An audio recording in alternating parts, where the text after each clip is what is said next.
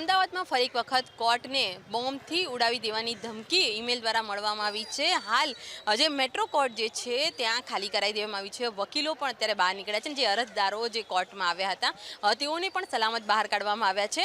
પોલીસની ટીમ પહોંચી છે, સાથે ફાયર બ્રિગેડની ટીમ પણ હાલ મેટ્રો કોર્ટ ખાતે પહોંચી છે। ત્યાં ચેકિંગ હાથ ધરવામાં આવી છે। બોમ્બ સ્કોડ અને ડોગ સ્કોડની જે ટીમ છે તે સતત ચેક કરી રહી છે કોર્ટના પરિસર અને કોર્ટની અંદર જે કોર્ટરૂમ આવેલા છે તમામ જગ્યા પર અત્યારે હાલ સર્ચ કરવામાં આવી રહ્યું છે।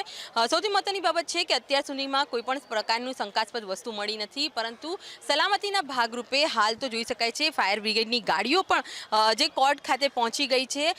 BDDSની ટીમ પણ અત્યારે હાલ સમગ્ર વિસ્તારની અંદર તપાસ કરી રહી છે, પરંતુ શંકાસ્પદ વસ્તુ નહીં મળી આવતા હાલ તો પોલીસે રાહતનો શ્વાસ લીધો છે અને સાથે જે કોર્ટ રૂમમાં ચેકિંગ કરવામાં આવી રહ્યું છે અને પોલીસનો ચુસ્ત બંદોબસ્ત વચ્ચે હાલ જે સલામત રીતે જે વકીલો જે છે અને જે અરજદારો છે તેઓને કોર્ટની બહાર નીકાળવામાં આવ્યા છે। પરંતુ ફરી એક વખત આ બોમ્બની ધમકીએ અફરાતફરીનો માહોલ સર્જાઈ દીધો હતો અને સતત જે રીતના કોર્ટ અને સ્કૂલોને બોમ્બની ધમકી મળી રહી છે તેને લઈને હાલ સાયબર ક્રાઇમની ટીમે ગુનો દાખલ કરવાની અને જે આરોપીઓ છે તેને પકડવાની કાર્યવાહી હાથ ધરી છે। કેમેરામેન નરેશ સોલંકી સાથે અનિતા પટણી, VTV ન્યૂઝ, અમદાવાદ।